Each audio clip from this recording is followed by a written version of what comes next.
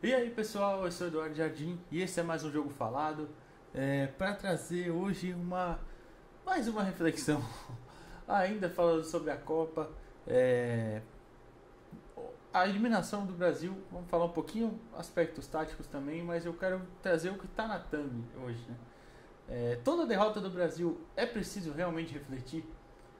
Claro, tem que ver o que não foi feito de certo, é óbvio, o que aconteceu. Mas será mesmo que precisa de uma reformulação a cada derrota? O que aconteceu durante o jogo, durante a eliminação, mesmo durante a Copa, é motivo para se mudar muita coisa, igual sempre se fala? Enfim, vamos lá.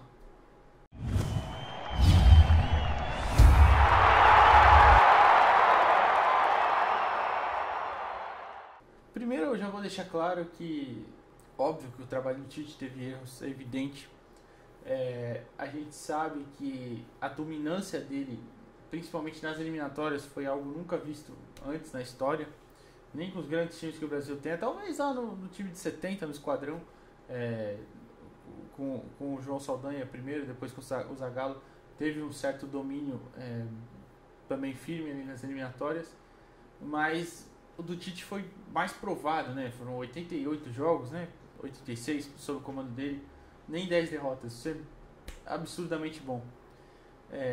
Tudo bem, tem adversários fracos no meio do caminho, concordo. Muitas vezes alguns amistosos não queria dizer inúteis, mas inúteis. Mas as seleções europeias também acontece isso durante a Nations, as eliminatórias para Euro, para Copa mesmo. Pegam-se muitos times bem ruins, bem fracos mesmo. Chipre, Andorra, Armênia. A Armênia era melhorzinha também, mas San Marino, enfim, seleções ridículas de um nível muito baixo. Então isso acontece mesmo. A questão é que talvez tenham se feito poucas mudanças, né, do último ciclo para esse, e alguns erros talvez se repetiram. Mas vamos lá, primeiro eu posso tratar da parte tática, aí vai entrar agora o campinho e a gente vai mostrar um pouquinho, vou falar pelo menos um pouquinho das minhas impressões, enfim. Então, pessoal, é só pra, como a gente falou, o jogo já passou faz tempo e tal, é só pra dar um panorama mesmo da partida, de alguns pontos táticos que eu achei interessante. Esse é o campinho com o Brasil, em teoria, com a bola, né? Era um 4-3-3, mas que virava mais ou menos ali um 3-2-5, né? Porque o Militão ficava mais perto do Thiago Silva e do Marquinhos, né? Para esse primeiro trio. O Danilo subia, mas encostava mais para o meio, ficava mais ou menos na linha do Casemiro ali, né? Porque o Pasalic também fazia isso. O Pasalic trabalhava mais por dentro e ele ficou mais para frente, né? Até me surpreendeu, eu pensei que o Pasalic tinha sido escalado, né, no caso, para marcar o Vini Júnior junto com o Juranovic, né? Mas acabou que ele ficou até um pouquinho mais para frente e não fez muito essa cobertura. Mas ele trabalhava assim por dentro porque ele é o meia direita, né? Então normalmente puxava mais para dentro mesmo.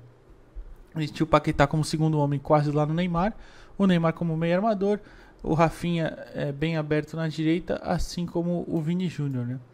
Então esse era mais ou menos o posicionamento do Brasil. A Croácia trabalhava ali com a sua linha de 4 tradicional, Brozovic, Kovacic e Modric no meio fazendo o triângulo, né?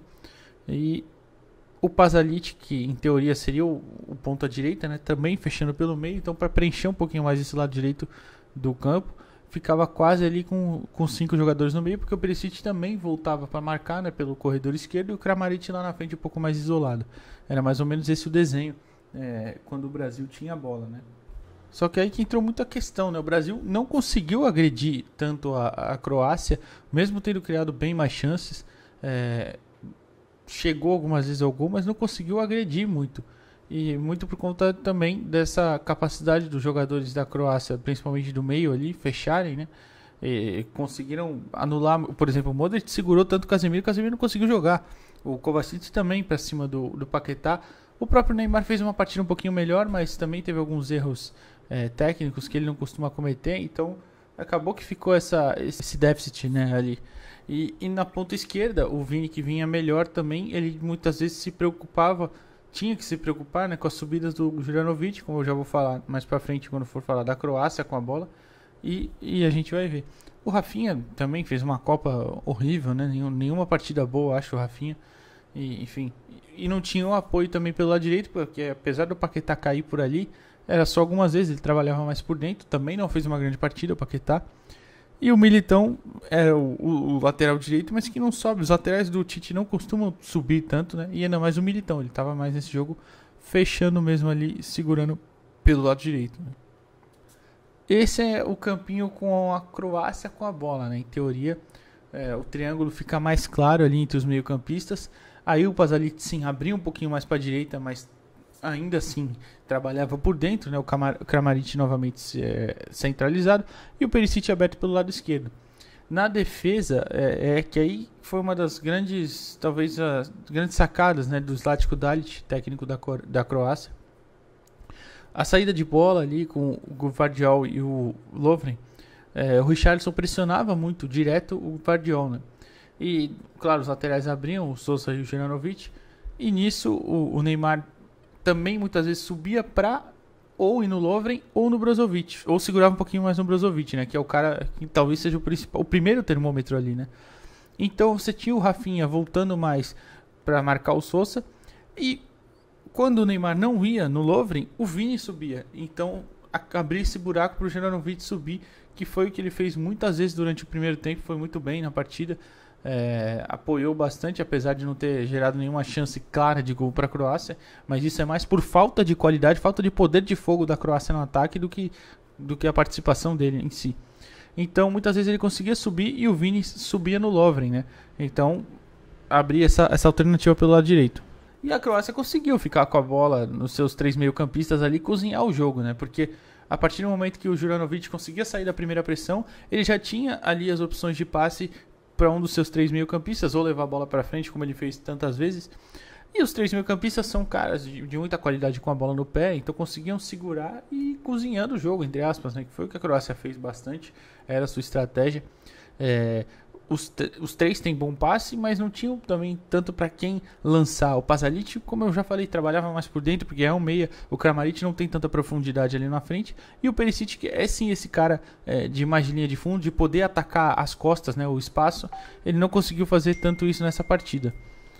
E aí o que foi um dos problemas para o Brasil, né? A pressão do Brasil não estava sendo bem feita e o Brasil não conseguia chegar, né? No ataque, quando chegava era meio sem perigo, não levou tantas chances ali. Teve um chute outro do Vini, que o Livakovic fez a defesa. Uma outra bola também que entrou mais na área, mas o Neymar, por exemplo, teve uma que poderia ter devolvido pro Vini e errou, né? Enfim. E acabou ficando assim, o Brasil ficava meio que com essas duas linhas de 4 no meio, com o Vini e o Rafinha subindo às vezes para marcar na frente, mas acabou sendo essa questão, né? O Vini subiu e o Rafinha ficava mais até e liberava o espaço do Juranovic. É claro que não foi culpa do Vini nem nada, não é isso que eu tô falando. Tanto que no segundo tempo o Tite arrumou e ele voltou já para marcar bem mais, né? Acabou fechando as duas linhas de 4 de forma mais certa e a Croácia criou menos.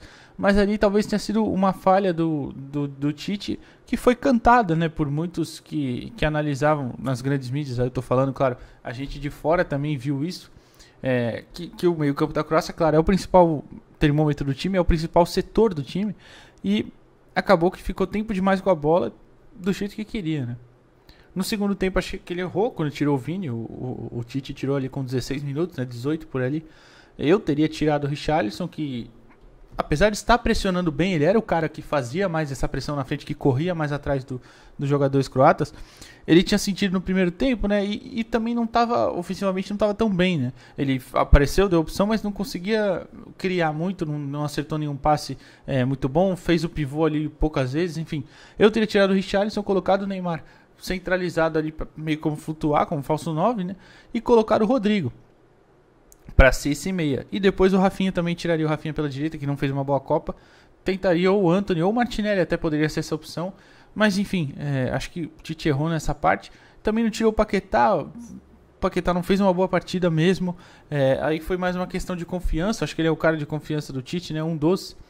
E poderia ter tentado outra alternativa ali pelo meio, né? Enfim, o próprio Fred, que fosse entrar mais cedo no lugar do Paquetá. Enfim, foram alguns pontos aí dessa partida, né?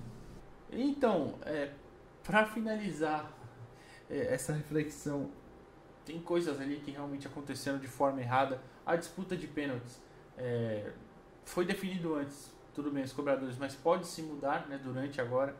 E eu acho que ali foi um erro geral de jogadores, do Tite. Na quarta cobrança o Neymar tava ali vendo que poderia perder, não só o Neymar, o elenco inteiro vendo, mas vendo aquela situação de se perder tá fora, eu acho que faltou ali um pouquinho de tato, de chegar e falar, ó, o Neymar pegar a bola e falar, ó, essa é minha.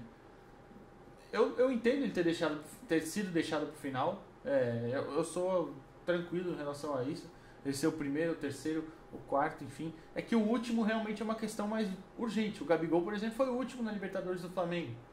E na Copa do Brasil, perdão, do Flamengo desse ano, de 2022. E decisivo. Foi o decisivo, né? Decidiu, levando para as alternadas ainda. Mas enfim, eu entendo isso, só que na hora ali faltou aquele tato, o feeling, né, de olhar e falar, bom, essa se perder já era, vamos trazer para o nosso lado de novo. Ele é o grande cobrador da seleção, provavelmente ele faria, porque tem um aproveitamento absurdo nos pênaltis, mas faltou esse tato ali. Da comissão também, de avisar, de pedir, enfim. Achei que o Tite tirou o Vini cedo demais, já falei isso no campinho, mas repito, acho que tirou cedo demais. Ele não estava ajudando na marcação do Juranovic no primeiro tempo, estava dando espaço, porque ele estava subindo para pressionar na frente, mas no segundo tempo isso já tinha sido arrumado, e ele era o cara que estava tendo, se não as mais perigosas, assim, pelo menos ele conseguiu uma tabela, um, dois, uma finalização, ele fez algumas no primeiro tempo, então acho que ele era o cara mais perigoso ali da equipe. Já falei que discordo também da substituição, enfim, mas há de se levar o outro lado. A defesa, o sistema defensivo foi fortíssimo. A questão do gol foi uma questão de detalhe, uma sucessão de erros. Um erro do Pedro esticar demais a bola, um erro da equipe inteira ali, dos jogadores de frente, de subirem todos, o Rodrigo, o Fred, o Neymar estava ali pelo meio, já estava morto, mas enfim. Uma sucessão de erros. Depois o contra-ataque, o Casemiro não ter conseguido matar a jogada no Modric. E a bola, o Danilo voltando já também sem perna, o Alexandre até tenta cobrir, ele não consegue, e a bola desvia, entra. Não acho que aquela bola lá é fácil de ser defendida, como muita gente falou. Acontece, ali foi uma sucessão de erros que combinaram num gol, no único chute que a Croácia deu no gol. A Croácia foi bem no primeiro tempo, anulou o Brasil, é verdade, tomou algumas chances ali, mas nada muito perigoso. No segundo tempo cozinhou mais o jogo, mas o Brasil chegou mais vezes, na prorrogação, num lance genial do Neymar, saiu o gol. Depois a Croácia foi lá e fez o seu, como eu falei, repito, no único chute que deu no gol. Faltando 4 minutos, é verdade, numa bola desviada, então acontece. O meu ponto aqui é refletir. Precisa mesmo sempre tantas mudanças? Nem de tantas mudanças talvez, mas de tanta essa reflexão de o futebol brasileiro todo precisa mudar. Tem que ver isso. Principalmente quando eu falo futebol brasileiro, eu digo mais no nível de seleção, é claro, porque os clubes aqui, a gente sabe que precisa mudar muita coisa errada, tanto que não tem quase jogador dos clubes brasileiros na seleção. A diferença de nível é gritante, enfim. Mas precisa mesmo dessa mudança total. Eu acho que o Tite errou nessa partida, errou ao não chegar numa coisa meio óbvia, como era o controle do meio de campo croata. Melhorou no segundo tempo, mas nem tanto. E, enfim, foi diferente contra a Bélgica, por exemplo, que contra a Bélgica ele entrou errado, depois melhorou, o Brasil pressionou e não saiu o gol. Então ali são questões mínimas. A Copa do Mundo é resolução de um caminho longo e é um torneio dificílimo. É um torneio que, óbvio, só um vai ganhar a cada 4 anos e são coisas detalhes, no detalhe definidas. Então, não sei se realmente tem esse erro todo. São coisas que acontecem no futebol. O futebol é decidido sempre nos detalhes. É um jogo de riscos para os dois lados. Toda estratégia tem um risco. Muitas vezes é um cobertor curto.